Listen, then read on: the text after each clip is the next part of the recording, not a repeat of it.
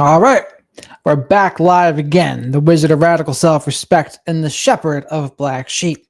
Today, I want to go over more of the B's of narcissism. In a short, I went over about 5, I think it was. But here, I got those 5 and 4 or 5 more to go over. So let's jump right into this.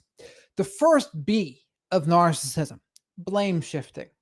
Whenever a narcissist gets confronted about anything, one of their problematic behaviors, cheating, what they said last week, what they got confronted about, saying to somebody else, they will usually externalize the blame.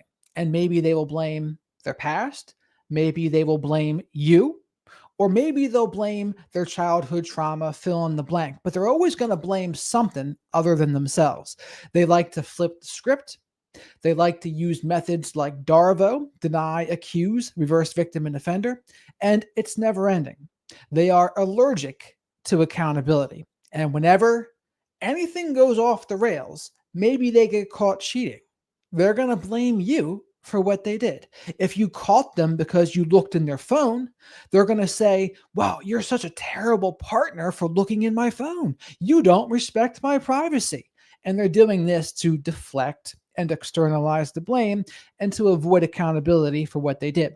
But externalizing the blame is a huge one that if you see this on a consistent basis, it is a massive problem. And you'll notice they will often have different rules for themselves than they will for other people. That's another one to watch out for, those massive double standards.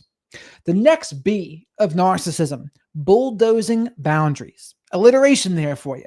But bulldozing boundaries is what narcissists will do because your boundaries represent the inability for them to control you. And your boundaries, as Marcella from Beyond the Bruise said, they represent a betrayal to them. They're going to try to accuse you of not being a good partner. They're going to say anything to guilt you, shame you. They might call you too emotional, too sensitive, fill in the blank. Anything to try to get you to take down your boundaries and to not enforce them. Or another sneaky thing they'll do, maybe they want you to smoke or to drink with them. They might roughly tease you or belittle you to try to get you to do what they want you to do. And it might seem playful at first, but in reality, it isn't really that playful. They are really trying to get you to cave and do what they want you to do.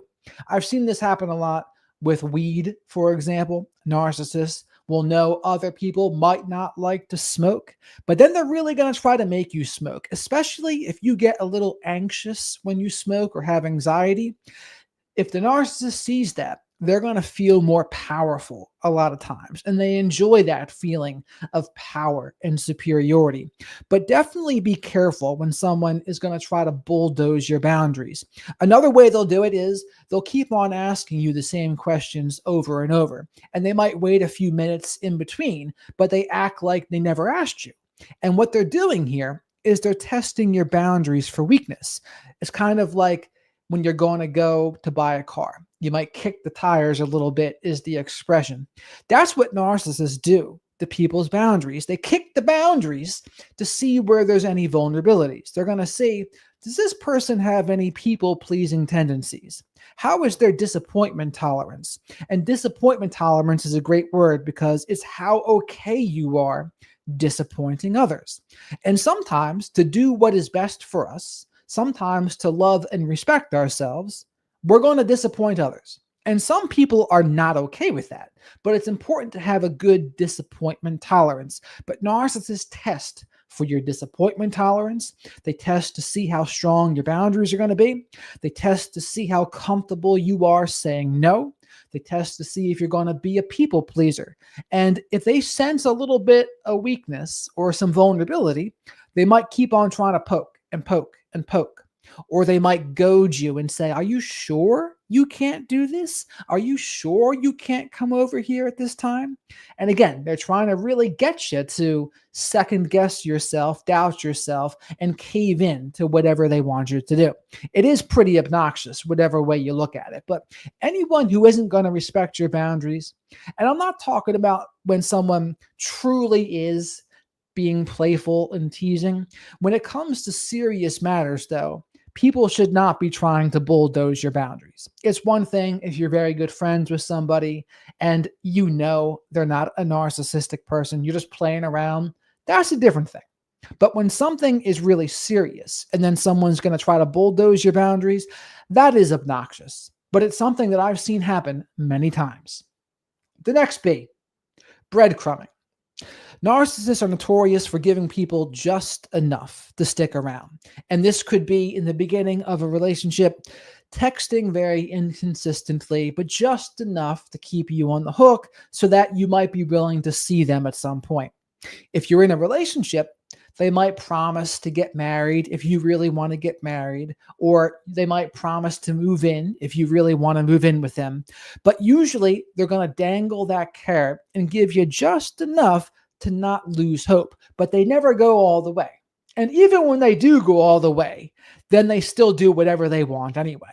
Maybe they really didn't want to get married at first, but then when they're married, they act like they're single anyway, a lot of times. And it's like, why did you even make a stand about this anyway? But an interesting thing I heard Sam Vaknin talking about with narcissism, a lot of them want a stable relationship to come back to, which I found pretty interesting. And I have found that to be accurate. Look at shows like The Sopranos. Tony Soprano, he wanted to be married, yet he still acted like he was single anyway. It didn't stop him from doing whatever he wanted to do. But all of that, he wanted that baseline of stability. And it might have looked better for him being a married man, being a mobster. But breadcrumbing is when they give you just enough. The next one is bravado.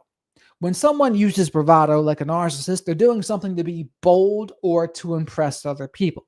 A narcissist, because they have feelings of grandiosity and superiority, they will often do that. They will often try to be extremely bold in their demonstrations. Maybe they have a very fancy car.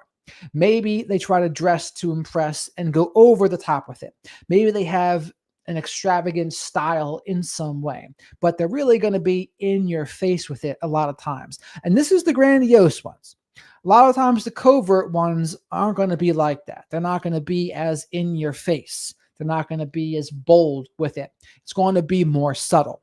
But a lot of the grandiose ones, very full of bravado, whatever it is. Or they might do this when they're trying to get their way.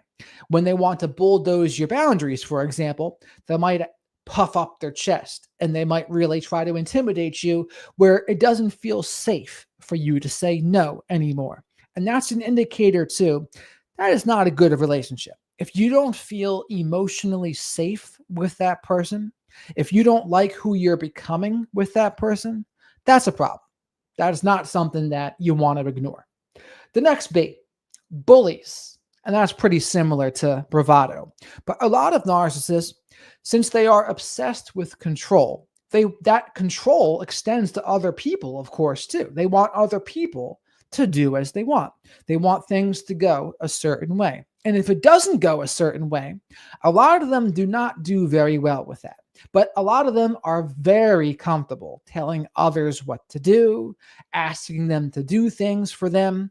That's something I've always struggled with. I've never felt comfortable asking for help or telling people to do things a lot of times, unless it was an officially sanctioned thing because of a job. But others in a non-formal setting, you'll notice they got no problems telling other people what to do. Oh, can you do this? Oh, can you do that? I've never felt comfortable with that. But that's something that narcissists will often do. They can be very bossy around other people. And I've never liked it, but they don't seem to care too much about it. It just kind of rolls off their back. The next B, bragging. Now, in terms of bragging, narcissists, again, they have their feelings of grandiosity and superiority, and they don't have an issue lying or exaggerating about their accomplishments. And whenever they're telling stories, a lot of times, they like to be the hero or the victim of their stories. So when they're the hero or the victim, they can control how other people see them. When they're the hero, then they can brag about their accomplishments and talk about how great they are. But usually they don't even seem to notice that a lot of people kind of think that's cringe a little bit. I know I think that when I'm hearing a narcissist be self-aggrandizing and bragging about their accomplishments. I've never liked that. But Alex says here, it's a safety thing. It's a douche move, though. Which one are you talking about? And Danielle Joe, what's shaking over there? We're doing the B's of narcissism here. I'm not going to be breaking down some other people talking today. That'll be later this week. I'll do that. But that's the bragging. You've all heard the narcissist brag, whether it's a politician or some sort of CEO or athlete or movie star. They have no problems talking themselves up and saying how great they are. It can be pretty obnoxious. The next one, brutal. Narcissists will often be brutally honest. And when they're brutally honest, it's a way for them to devalue and belittle other people. But then they can always say, oh, I'm just being honest. I'm just keeping it real. I'm being genuine. But one of the things you'll notice about the people that are brutally honest a lot of times, they are very sensitive and thin-skinned themselves. If you were to ever treat them the same way, a lot of times they really don't like it. And then they get really angry. And then you'll see something like the grandiose, omnipotent defense, the God defense, as they call it. And I was reading a book about a therapist that coined that term, the GOD defense, grandiose, omnipotent defense. And what they'll do is, if they feel threatened, if they feel like their worth is being questioned in some way, they lash out and try to attack whoever criticized them or disagreed with them in a grandiose way. They act like they know it all, and then they devalue and belittle that person and diminish them at the same time. It's quite the doozy of a maneuver. Oh yeah, the stringing, Alex says. The stringing along a partner. So it is certainly a clown thing to do.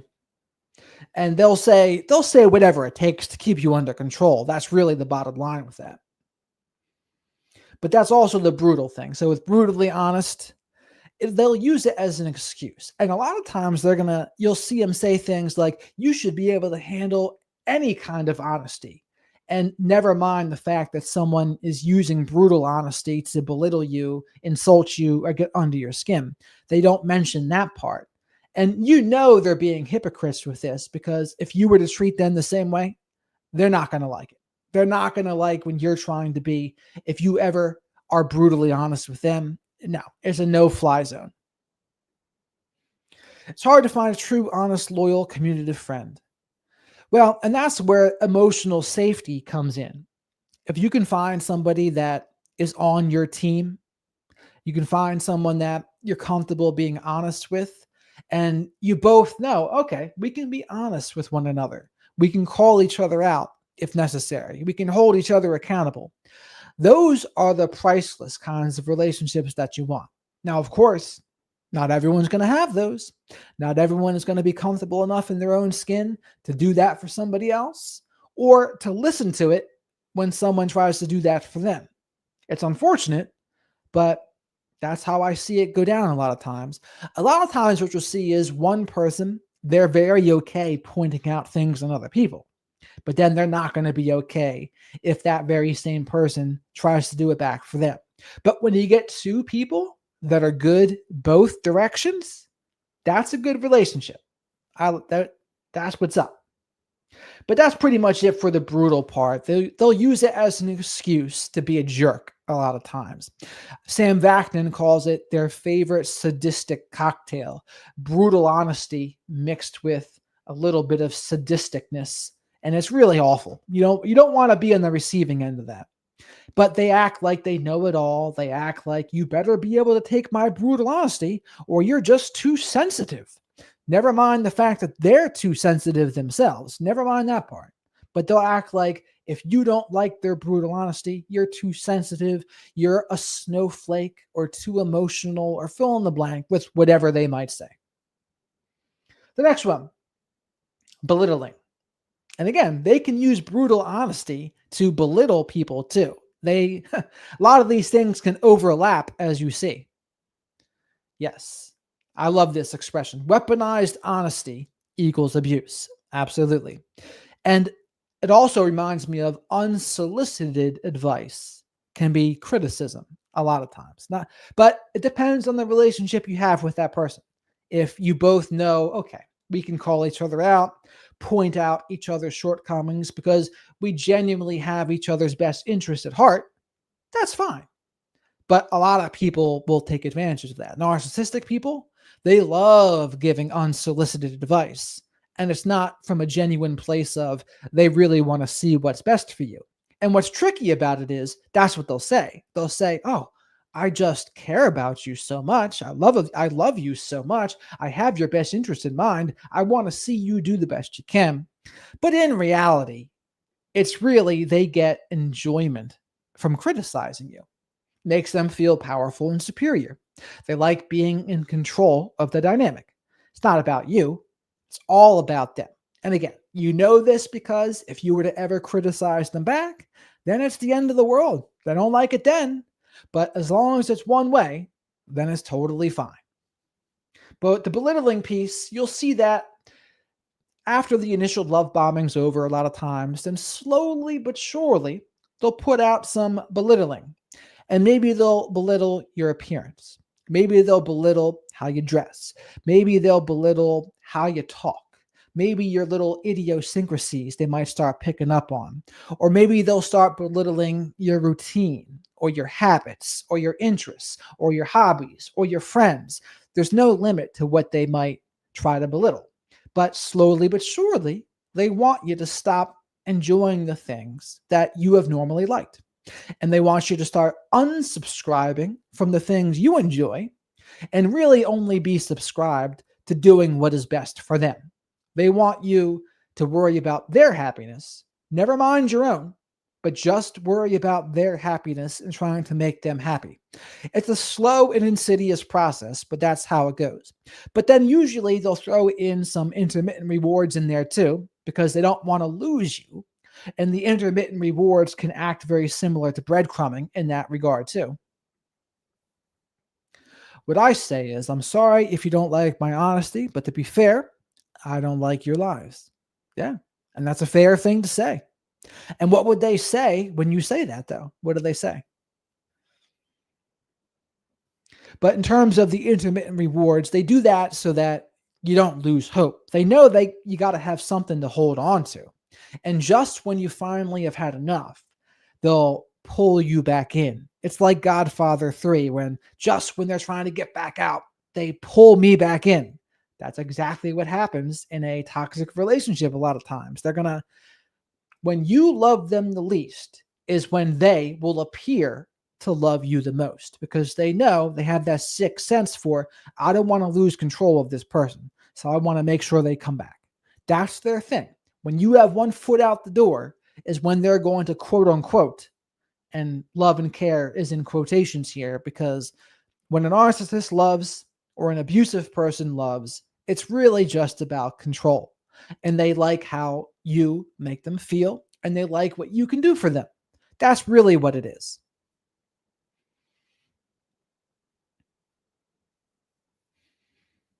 Nothing what? Oh, they don't say anything when you say that. Okay. Well, good. Sometimes silence is the best you can hope for. But and I guess the debate's also been recently because I was going over Dr. Jessica Taylor's videos the other day.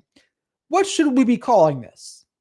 Do the people that follow me, do you like it being called narcissistic abuse? Do you like me using the word narcissist? Would you rather have me use the word abuser or coercive control or toxic relationships? I'm not really married to any of the terms. I use the term narcissist because it's something that people can identify with and helps them, I think, pick up the pattern. But maybe if enough people used it, maybe coercive control could have the same effect. But I doubt it. I mean, I think people are pretty set on using narcissistic abuse. They either stay silent or walk away. This is just talking to a friend. But if they can lie to me, then they're not really a true friend. I mean, that's true. Where would you consider a white lie? It's like the old thing with a couple. When the woman asks the guy, "Do I look fat in this dress?" What do you say? Because if they do, I don't know. Please don't use you don't so not a vote for abuser. Why don't you like the term abuser? That's what I see. I mean, narcissism is called hold, but you'll see some people they don't like that term. The guy, the Bat Wolf, who I interviewed the other day, he was not very happy about my thoughts, I don't think, about Dr. Jessica Taylor. He thinks people talking about narcissism stigmatizes it. And he said narcissism is so rare. And he said, what else did he say? That it gives a free pass to the people who have autism or addictions or bipolar or fill in the blank. It's like, no, because I never tell the people who follow me to go call their ex a narcissist or call everyone they don't like a narcissist. I've never done that. But I think if the term fits, the term fits. But I don't tell people to go calling people that. I think the behaviors are more important. And I think the benefit of the term narcissist is it just helps people to recognize the pattern. It's a word that people understand now. And okay, narcissist, that equals the pattern of love bombing, devalue, discard, hoover, and intermittent rewards. People understand that now. And I think that's a good thing.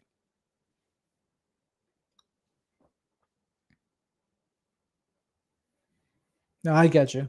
I get you. A real narcissist is rare. He's right. All kind of people abuse, but it's a buzzword. I mean, that all depends on what you consider a real narcissist to be, because I think there's a spectrum of narcissism. And say if there's 5% of the population that's NPD, that's still a good amount of people. But we don't know. We don't know how many people truly have it because there's no narcissist checkpoint somewhere. The people that we know of, a lot of times they were forced into treatment because of the law or an ultimatum with a spouse or something. But I don't think we really know. The best we can do is guesstimate. And as I asked Dr. Salerno, there are lower end narcissists that don't qualify for full blown MPD. So Dr. Ramani says 1 in 6 people are narcissistic. I was listening to her on the Diary of a CEO, and that's in the thumbnail. 1 in 6. Yeah, I mean, most are undiagnosed. But I mean, the rare piece, it depends. It depends on what you consider rare. It's like, is millions of people rare? I don't know. I mean, it doesn't really matter, but the behaviors are what matters for people because, I mean, the bottom line is this. Do you think it's stigmatizing to talk about it? That's the bottom line. I don't think it's stigmatizing. And that's where I would differ with him because he says lower end narcissists, they're not going to get help because people are talking about it with such stigma. And I don't buy that. I think it's whatever someone's issue is, it's their responsibility to do something about it. Whether it's an addiction, being on the spectrum, and learning how to cope with that, learning how to cope with ADHD, borderline, fill in the blank. Regardless of how other people talk about that, we all have to do something about it. I mean, and think about that also. There's stigma over people that harm people, especially if the people harm their kids. Should there not be stigma against that? I mean, I think there should probably be a little bit. Yeah, I don't think it's even that much either. But but Dr. Ramani, a lot of people think she's the end all be all of narcissistic abuse. I don't think so. I think she's knowledgeable, but I don't put what she knows on some sort of pedestal. Yeah, I mean, I think there's a lot of people with narcissistic behaviors, and I think narcissistic traits are being rewarded. But I don't think someone can become a narcissist unless they have the proper prerequisites. The proper prerequisites being the genetic part, plus sometimes the environmental piece too. But I don't even think a lot of times the environmental piece is necessary.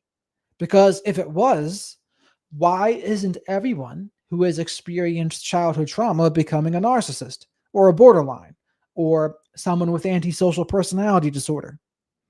I think it's because that genetic component needs to be there. And that's something that a lot of people also don't agree with.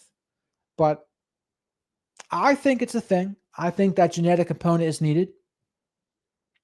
But we're already down to the last B, betrayal. The worst thing about betrayal, though, is it's from someone that you trusted. It's from someone that you once cared about, maybe even loved. Maybe it was a friend. Maybe it was a romantic partner. Maybe it was a parent. Maybe it's a kid. But whatever it is, betrayal. No one likes betrayal. Desert Wings, 1 in 6. Yeah, I mean, it depends on what she means.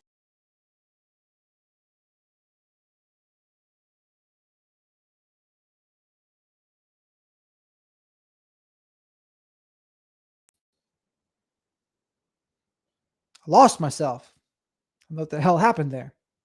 But it depends on what she means when she says it. Does she mean someone with full blown NPD? Does she mean someone that's on the spectrum of narcissism? Because I can see it if it's someone on the spectrum of narcissism.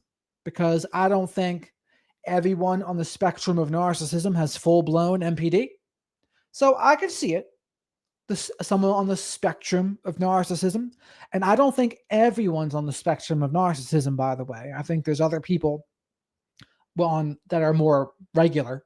But as opposed, like the narcissistic spectrum, they are people that will have impaired empathy, the feelings of grandiosity, entitlement, exploitation, hypersensitivity to criticism. Yeah.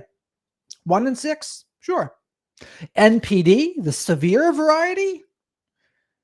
I mean, 5 or 6%. I can see that. Some people say as low as 1, but I think that's too low.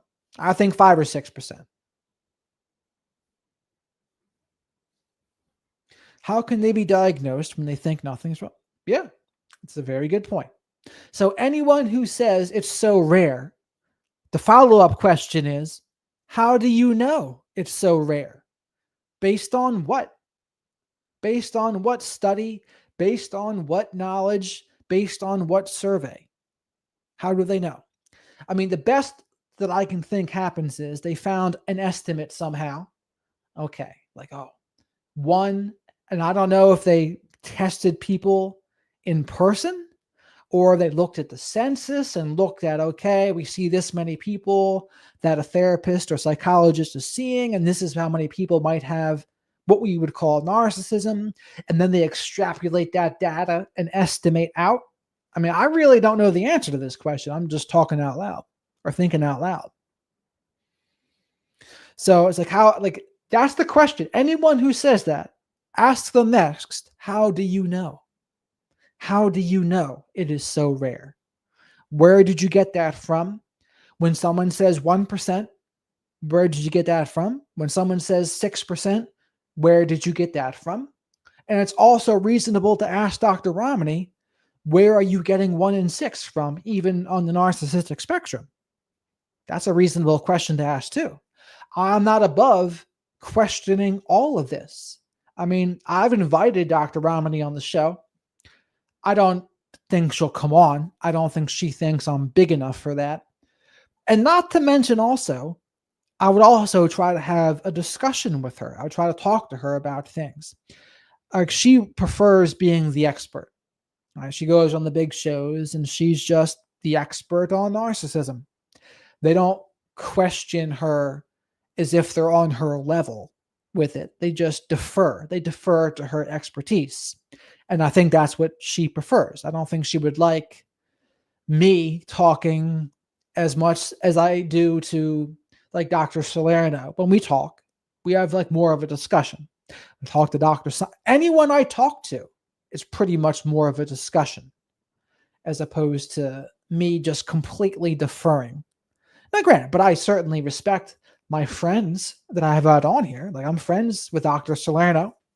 So when I say that, I'm not saying that with any kind of disrespect. I just think I'm glad that I have that kind of relationship with him, that we can talk about stuff. And he's not mad if I ask him to clarify what he means by things. There are some people out there, if you question them, they're gonna be upset. They're gonna be like, you should not be questioning me one bit. You should just be picking up what I'm putting down. The end. And there are certainly some people like that. And I bet you, if I talk to Sam Vaknin, he would probably be like that. He would not like being questioned at all, I don't think. But it just depends. Different strokes for different folks, as they say. But back to the betrayal. If you ever have to betray yourself too, that's another big one to watch out for. And that's something to go over. What is a betrayal of yourself? A betrayal of yourself is you start suppressing who you are. You don't feel comfortable being yourself anymore. You don't feel comfortable expressing yourself, saying what's on your mind, saying how you feel, to them, calling out their behaviors. One by one, you start suppressing. And sometimes you suppress on your own. Other times you suppress because of the punishment they'll give you, or the abuse or the grief they're going to give you. But either way, the result becomes the same. If you start betraying yourself, and you can also betray yourself by not seeing your friends and family anymore, by neglecting your own interests, by neglecting your health. These are all things I've seen happen. And you see some before and after pictures. Sinful, who I've invited on the show, and she said she's going to come on at some point. Those of you who know Sinful, I've seen her do some before and after pictures. And yeah, you can see her glow up, as the kids would say. Because back then, yeah, you can see the energy. She just doesn't look as good. Like there's something missing. And it's from the abuse. It's from the belittling. It's from whatever she had to do to betray herself and to stay in the situation. And now she's out and she's in a healthy relationship. I think she's married. You can completely see the difference. You can see her glow. You can see her happy. It's beautiful to see, really. But those things are important to pay attention to because it happens slowly. It happens one small step at a time.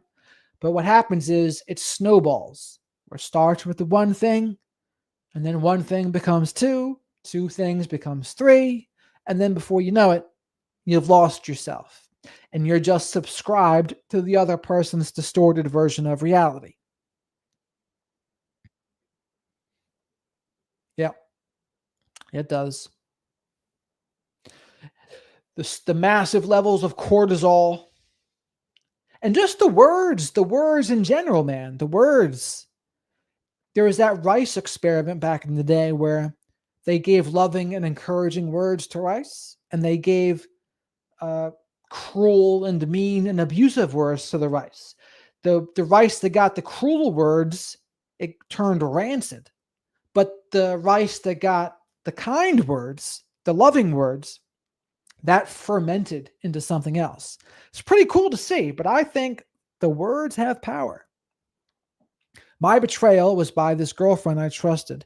She betrayed me big time, and I was at my lowest, needed friend at that time, scared.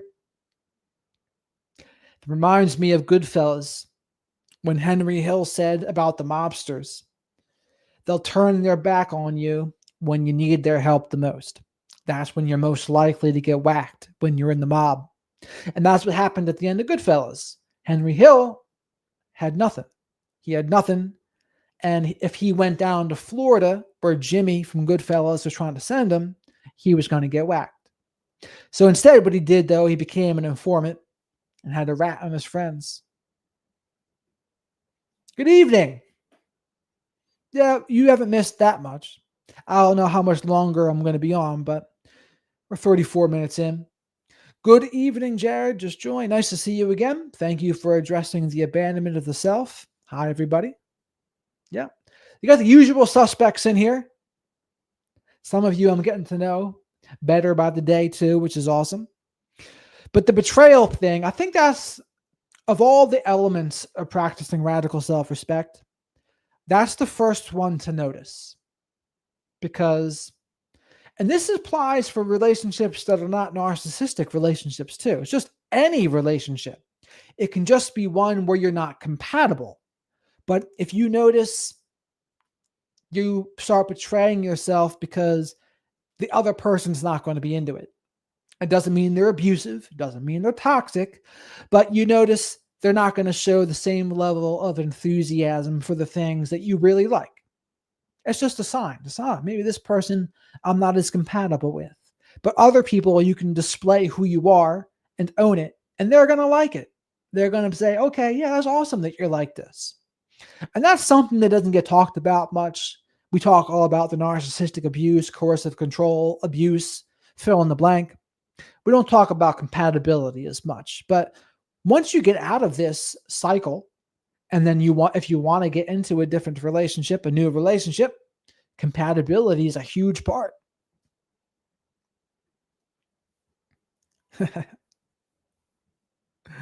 Hello, everybody.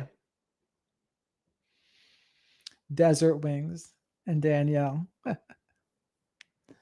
Not to be confused with two S's, or not to be confused with Broken Wings either. But I almost did. I almost did confuse that for Broken Wings before. I did confuse it. But the betrayal is something that, and some of this is us too, when we're confident and we can be who we really are. Some people are more okay just being who they are around anybody. There are people that I would call the tone setters of places. And that's tough to be sometimes when you don't know how other people are going to react to it. It's bold. It's like going into a place you don't know and then exclaiming your political stance. And if you don't know where you are, that's a bold maneuver. That's bold. That shows a little bit of bravado, to use one of the B words I talked about before. But it's bold and it shows bravado because you don't know how they're going to react to that. They might boo and hiss, or they might be happy. Double betrayal. My husband had an affair with my friend. Hello, Salty. That is a double betrayal. To devalue and discard was brutal. What does your friend have to say for herself? Probably not much. Did they blame you? I wouldn't be surprised if they did. That's usually how that goes.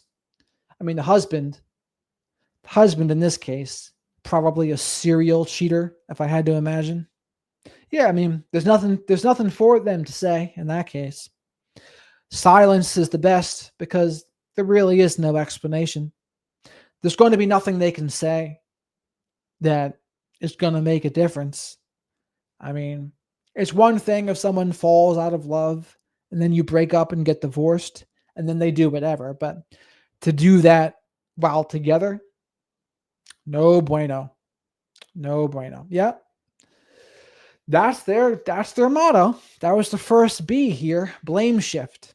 So even if they get caught cheating, maybe you look in their phone, or how did you find out? That's another big one. How did you find out? But sometimes what happens is you look through their phone, and then instead of just acknowledging, yeah, I messed up, I cheated, or whatever, they blame you for looking at their phone. And they'll say, you're a terrible partner. You're so untrusting. You're so sneaky. It's like, you're saying to me, I'm sneaky and untrustworthy when you were the one cheating on me?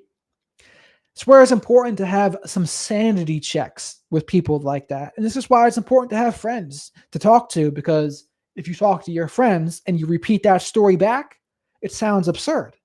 It sounds ridiculous, because it is absurd and it is ridiculous. How long ago did this happen, Salty? Yeah, how long ago did it happen? And how did you find out? Because either way, brutal all around. To lose two people in one fell swoop like that, no good. No good. I mean, my attitude towards relationships now, I think relationships end, in my opinion, for the very most part. 2 years. How you holding up now? Narcissists, when they try getting out of being caught, they dig themselves deeper. Sure. Sure. They absolutely do. Yeah. I've heard of this happening. It's only a matter of time. Like when you're trying to be married and you're living in the same house as somebody, you can detect the energies. The energy is different. And then they got to like watch how they smell, watch their phones. They probably, and that's another good thing to go over too, how they do it on their phone. Usually, what they would do is they will put the person as a same sex person in their phone. So you're not going to be likely to be suspicious. So, say for example, they're hanging out with a Jenna. Well, that person is going to be Jim in their phone or James, anyone but a woman's name. Because, you're the partner, you look at it, you're not going to be as suspicious if it's a guy. But if it's a girl and you're a woman married to a dude, yeah, you're going to be suspicious. Just as if you're a guy and you're married to a woman and you see guys' names on her phone, you're like, huh, that's interesting. But if it's a girl's name texting your wife, you're not going to think about it as much. We have kids together, so he still tries to destroy me. Did you watch my interview? Very sorry to hear that, by the way. Did you watch my interview with Chantel, the co-parenting expert, the coercive control expert? She really knows her stuff. I really like her. I'm going to have her back on. I'm going to ask her to come back on soon. But probably, I don't know, maybe a little less than 6 months ago, I talked to her, Chantel Contarines. I think that would be a good interview for you to watch because she goes over that very scenario. You did watch it? Oh boy, salty. So sorry. Major projection there. I know cheating. Yeah. Well, I'm very glad that you can all be supportive of one another too. That is priceless because I know after situations like that, people feel very alone and betrayed. It's not good. And the worst is when you don't see it coming. Because especially before people understand narcissism, they can be blindsided. But now, since we all know, I think it would be much less likely that we ever get blindsided. Well, we're going to notice pretty quick. The only exception I could think of is if they're a really good covert and they're really good at hiding it and masking up. But even then, 3 to 6 months, I think, is the best they could do. When someone doesn't know, then it can go on much longer. That's why people don't even recognize if they had a covert narcissist parent. Sometimes they don't recognize that until their 30s. And sometimes it can look similar to other things too. If it's a guy, it's like, okay, is it a covert narcissist or is it a borderline? Or is it someone on the spectrum that was undiagnosed? It can be tricky to tell. But I was saying to someone today, one of the ways you can tell, usually, a narcissist is going to be more fluent with their words, usually. Often they're more charismatic and confident. People on the spectrum, generally not. Generally speaking, a little more awkward, socially uncalibrated, not as confident. The example I would use, Elon Musk. Elon Musk, you listen to him talk, not very charismatic, not very fluent, awkward, stumbles. That's how I would tell.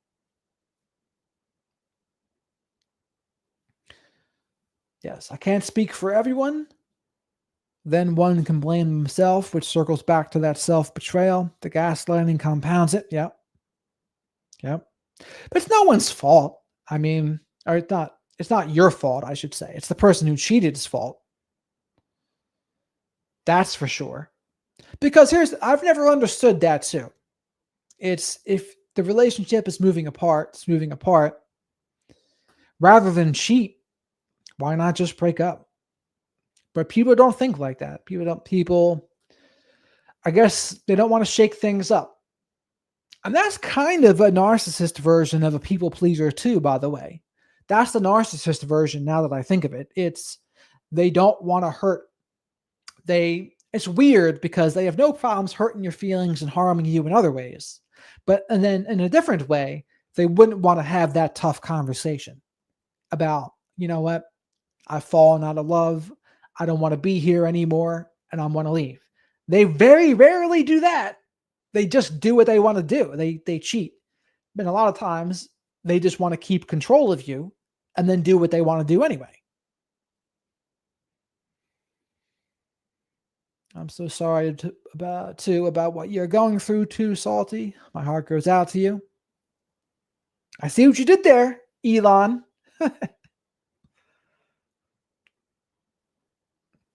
My mom is covert, and I discovered it in my late. See, that's what I'm talking about.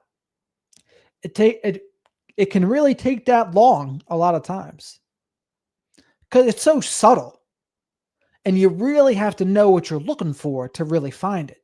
Because if you don't know what you're looking for, you would never know. You would just feel a little something's off.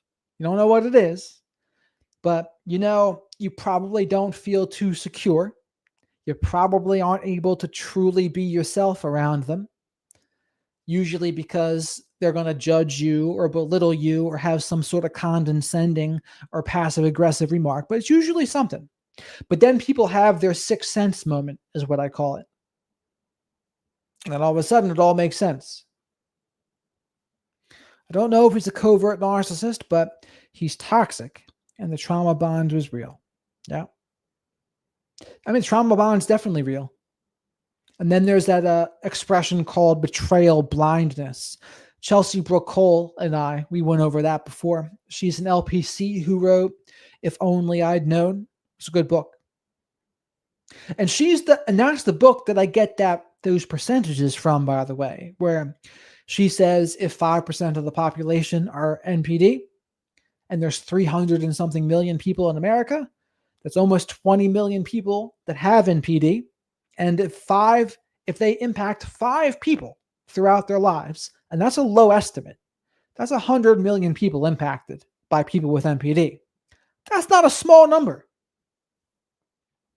With my mother, I always felt something was off, but now seeing that she is covert is so eye-opening. Yep, I bet. I can relate to that. Because sometimes, especially with the less severe coverts too, it is so subtle that if you didn't know any better, it would just be nothing. You wouldn't pick up a thing. Sharon, can't have your cake and eat it too. Then run away with frosting on the face and go, you didn't give me the rosette on the corner. Yeah. That's just true. That's true. But they do want it all. And I would ask Melissa here if it was a romantic relationship that made you think of it. Is that how you found out? Probably. That's how I found out. Because the relationship I was in with a female covert narcissist, it wasn't like horrific. Like it was brutal. Don't get me wrong, but it wasn't extended in time. I wasn't with her for years, but the short amount of time it was brutal, but it was enough to wake me up to the dynamics of others in the family and others all around. That's why I always call it my sixth sense moment. I was married to a covert angel for 28 years. They're impossible to reason with unless it's all their way. Yeah. That's where the collaboration and lack of collaboration comes into play. They're just not going to do it. They're not going to collaborate. They're not going to problem solve. They're not going to try to solve conflicts with you. And then you'll feel whatever their tactics are. It's one of those points where you say, okay, that's how I know something's up with them, because they're not going to be able to do it. They're not going to collaborate. And maybe they blame you. Maybe they're passive aggressive. Maybe they're condescending. It's going to be something, but they're going to be something. Dated overt narcissist in the past, and it did wake me up somewhat. Those overts, they're wild. And so that was something that probably different than your mother. But even if it's the same gendered mother, it still happens. Like you still find someone like the parent a lot of times that you wanted the most love from. It's wild how it happens so often, but it really does. And this is a topic that I'm going to start going over more, desert wings, because people don't talk about it much. People always think of narcissistic parents, they think of narcissistic romantic partners, or narcissistic uh, bosses, etc. They don't think of kids. But I've had multiple coaching clients. That's their situation. They have to deal with that. Some of them are no contact with them, others are, but it just depends. But there's other things to go into it when it's a kid, because I would say if you're going to give a long leash to someone, that's the scenario where I would say, okay, have the longest leash when it's your own kid. But that being said, you still don't want to hurt yourself. And you have to know you can't change them. You can't do the work for them. And their actions will display what their priorities are. I'm still finding both my parents in my close relationships, even recently. Yeah. Well, how long out from other toxic relationships are you?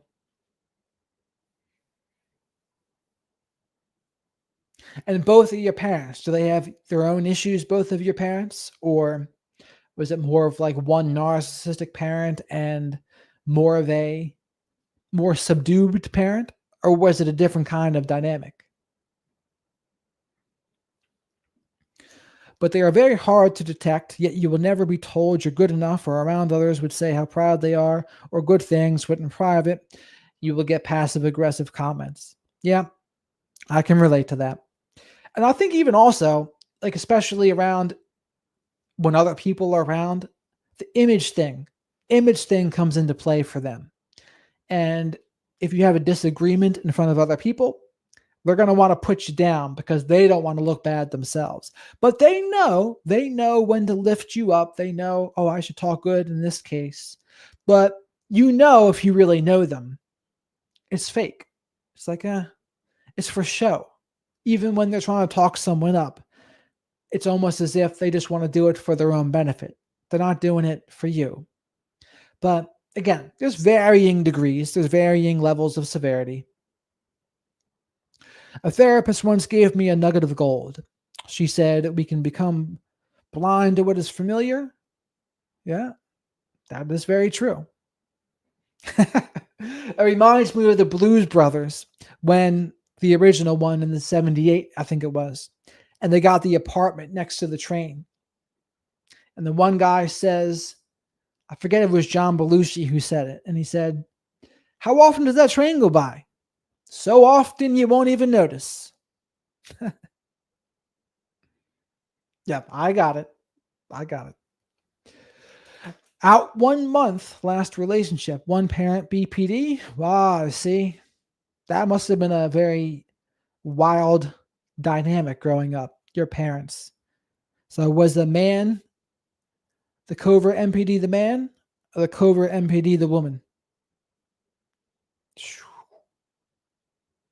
But the narcissist borderline relationship, that's an emotional roller coaster where they feed off of one another in a toxic way. Usually there's like addictions or drinking involved in those dynamics too, a lot of times, or other drugs, but probably not a safe environment for a kid emotionally. Covert father. Yeah, that's about right.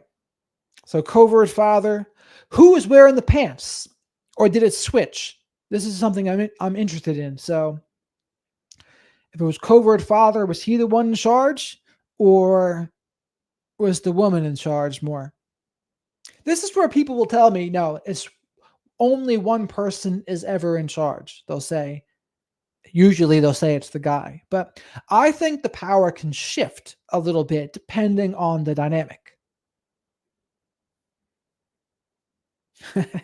I think they were even going to make Blues Brothers a remix, but I don't want them to do that. I like the originals. I think that Hollywood's running out of ideas.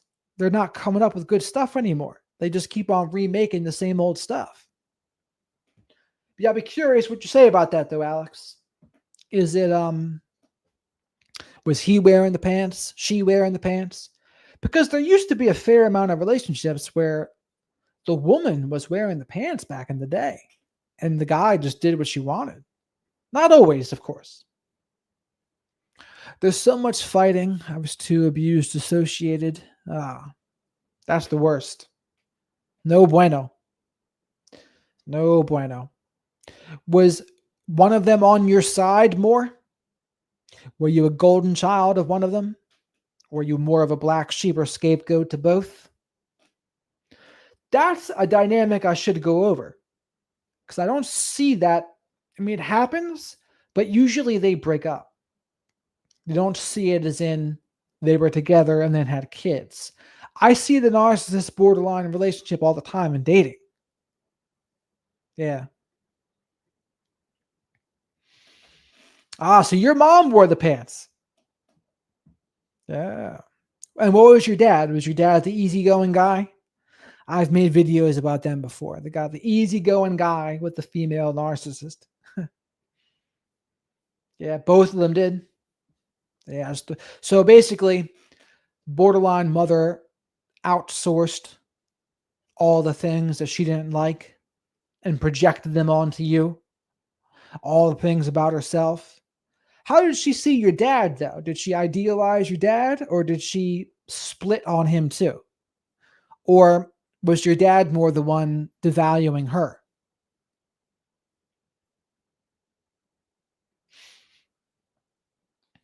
We will survive is right.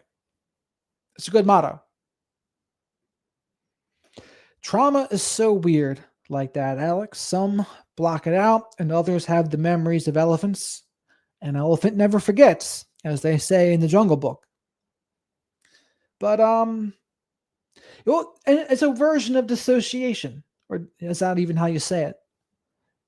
Not disassociate or dissociation. I don't remember which it is.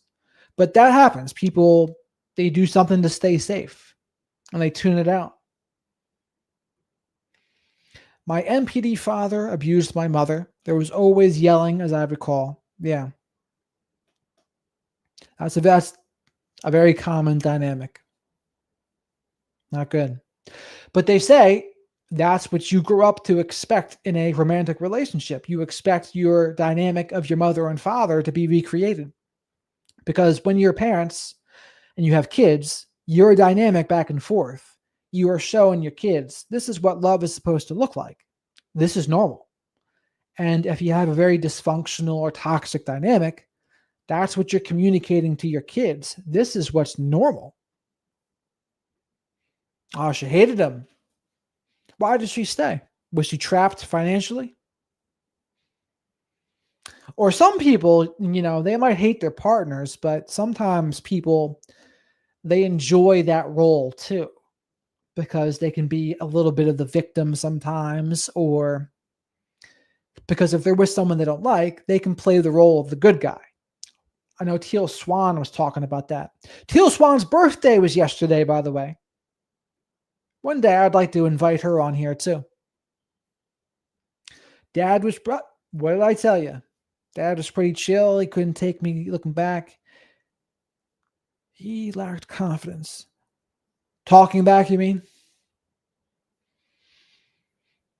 And you see, that's the sign of confidence, though, too. When someone can listen to pushback or criticism, it's like how you handle that. How you handle that goes a far way. If you can't handle the slightest bit of pushback, how confident are you? Yes, dissociate. So I was saying it right first. I'm always tempted to say disassociate, but it's dissociate. Desert wings. Relatable, so painful. Oh, that's cute. Sorry, till he couldn't take it and he would snap here and there. Yeah. Well, that's what people like that do. A lot of times they can be kind of a people pleaser, or They don't speak their mind a lot. They bottle it up, bottle it up, bottle it up. And then every so often, they let it rip. But it's because they don't have a good relationship with boundaries a lot of times. And to have a good relationship with boundaries, every time you get a little annoyed about something, it's an opportunity to either self reflect or maybe a boundary is needed somewhere. And boundaries don't always need to be communicated. Sometimes we should just do something, and that's the boundary. But it depends. I see that happen a lot to guys. They just stuff it for whatever reason. Maybe they don't feel comfortable letting it out, or maybe they're scared. But whatever it is, it's not good. My mom stayed because she had 5 kids. Yes. Especially back in the day, that was very common. That was the day and age where men were normally the breadwinners. And one breadwinner for 5 kids. Through today's lens, I think to myself, wow, you must be doing pretty good to have 5 kids and only one parent working. But back then you could. Back then you could have basic jobs and take care of 5 kids. My oh my, have times changed. Yes, covert power and control. Melissa was alluding to that. Yeah. That's what they'll do. You're right about that. It's always good to support one another here. She was a stay-at-home mom. They both played victim abuser, kept switching roles, claiming victim. Yeah, I can see it. Absolutely. It's always the most obnoxious when the abusive person's playing the victim. But and honestly, though, this is what makes it difficult for courts, because if you're a court, both victims and abuser sound exactly the same a lot of times to them. And it takes someone that knows what they're talking about to really see through it. But if you don't know, if you're a judge and even a lawyer just defends who's in front of them. So they can be doing harm depending on who their client is. But especially for the judge, judges should know. Judges should know this stuff. I wish boundaries were taught in school. If we grew up in homes where those weren't modeled well, we grow into adulthood feeling confused about a no or feel shame for saying yes. Yeah, ideally they would be taught, but I think there's reasons why they don't. I think what happens is they have these curriculums and they have these testing guidelines. Like there's a reason why you don't learn about investing in school.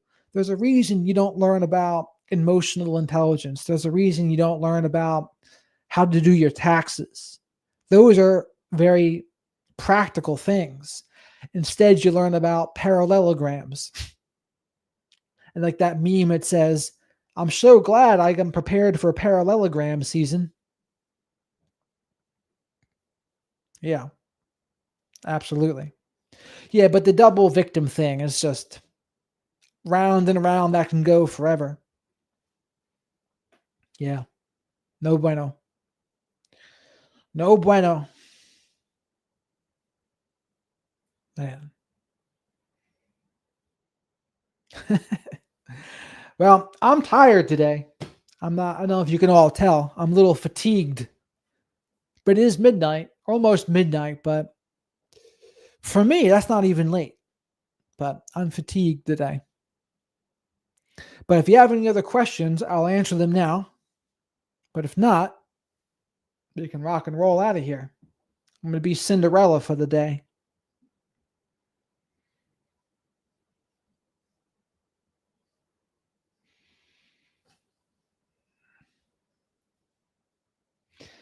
Well, Alex, make sure you also keep your head up there. Things will get better. Are you no contact with your parents now? Or do you still have limited contact with them? Exactly. No one needed parallelogram season. But I've also made the joke about the square dancing in gym. I used to think the same thing about that. Square dancing, line dancing. Little did I know they were just preparing us to be TikTok stars, of course. How then do we know that? Thank you, Salty. Keep on coming back here. There's a good support system here for you. And that's for the best, honestly. If they're going to affect your energy in a negative way, they're not going to be good for your spirit. Life's too short to suck it up too much. It's one thing if it's very sporadic when you would see them, but if I'm not for it, I don't like spending time with people that are not good for me. Of course, that's how I would see it. Stick with the people that you can be yourself with. Stick with the people that are on your team, have your back. So much better. And now the only advantage to dealing with people like that is you can build your capacity a little bit. That's what Raquel, the capacity expert, and I always talk about. I do think there's an argument for that somewhere. I mean, but how much? How much are you willingly going to put yourself through? That's debatable. I don't know what the answer to that question is. Because I do know if you never get challenged or you never strain yourself in any way, then you don't grow. I do think that too. And it's like they say, the calm sea never made the skilled sailor. But when it comes to family, I think unnecessary harm, there's no need for that. There's no need to push yourself in unnecessary harm. If it happens because of work or something else, that's different. I can see that. Take good care, Jared, and everybody. Hang in there. You got a sister in me. It's like a Toy Story. You got a friend in me. Danielle Joe, be with people who bring you joy and laughter. Yeah, be with people who you can be yourself with. The people that the time flies by with and you don't know where it went. Those are the priceless people. All right, Desert Wings, you have a good evening as well. Everyone have a good night. I'll be coming back with more energy tomorrow or the next night. But the next, I might do a longer video that's not live. Next, I'm not sure. But I'll be definitely doing at least a few more lives this week. I like being able to talk with you all and have you be able to support one another as well. I think that's good. I think it's good for everyone. It's good for everyone to have that. All right. But that's all. You don't have to go home, but you can't stay here. It's always a pleasure, Danielle. Always a good pleasure. Always good to see you too.